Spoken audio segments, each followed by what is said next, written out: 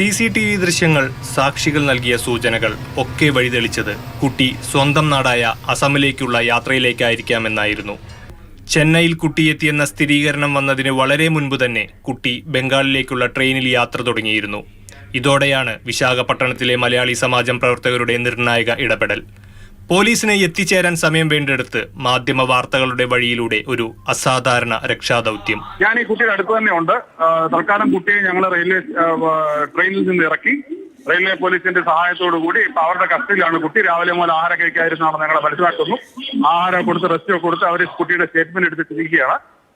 ഇതാണ് ഇപ്പോഴത്തെ അവസ്ഥ. ഇപ്പോൾ റെയിൽവേ പോലീസിന്റെ കസ്റ്റഡിയിലാണ് കുട്ടിയുള്ളത്. കേരള CWCയുടെ കത്ത് കൈമാറുന്നതോടെ കുട്ടിയുടെ കസ്റ്റഡി പോലീസിന്. എന്താ ചെയ്യേണ്ടത് അത് ഉടനടി ചെയ്യും. പാരന്റ്സ് പോകേണ്ട കാര്യം ഒരുപക്ഷെ അവർക്ക് ബുദ്ധിമുട്ടുണ്ടാവുമായിരിക്കാം. അതല്ലെങ്കിൽ ഞങ്ങൾ തന്നെ കുട്ടിയെ തിരിച്ചു കൊണ്ടുവരുന്ന കാര്യത്തിൽ ഉടൻ ഇടപെടും. ഞെട്ടിക്കുന്ന മറ്റൊരു വിവരം കൂടി വിശാഖപട്ടണം മലയാളി സമാജം ഭാരവാഹികൾ വെളിപ്പെടുത്തുന്നു. ഇവർ ട്രെയിനിലെത്തുമ്പോൾ കുട്ടി ബർത്തിൽ ഉറങ്ങുകയായിരുന്നു. കുറുക്കൻ കണ്ണുകളുമായി ചുറ്റുമൊരു നാടോടി സംഘം. ഞങ്ങള് അവിടെ ചെന്ന് നോക്കുമ്പോൾ പോലും ഞങ്ങളുടെ കുട്ടികളാണ് എന്ന് അവകാശപ്പെട്ട ഒരു കൂട്ടം സ്ത്രീകൾ അതിനകത്തുണ്ടായിരുന്നു. അവർ പറഞ്ഞത് ഞങ്ങളുടെ കുട്ടിയാണെന്ന് പറഞ്ഞു. സംശയം തോന്നി, വസ്ത്രത്തിന്റെ കളർ കൊണ്ടാണ് സംശയം തോന്നി ഞങ്ങൾ കൂടുതലായിട്ട് അതിലോട്ട് ഇടപെട്ടത്. അപ്പോൾ തീർച്ചയായിട്ടും അവർ പുറന്നോട്ട് മാറുകയും ആ സമയത്ത് കുട്ടിയെ ഉണർത്തി ഞങ്ങൾ അത് കൺഫേം ചെയ്യുകയും ചെയ്യാനുണ്ടായത്.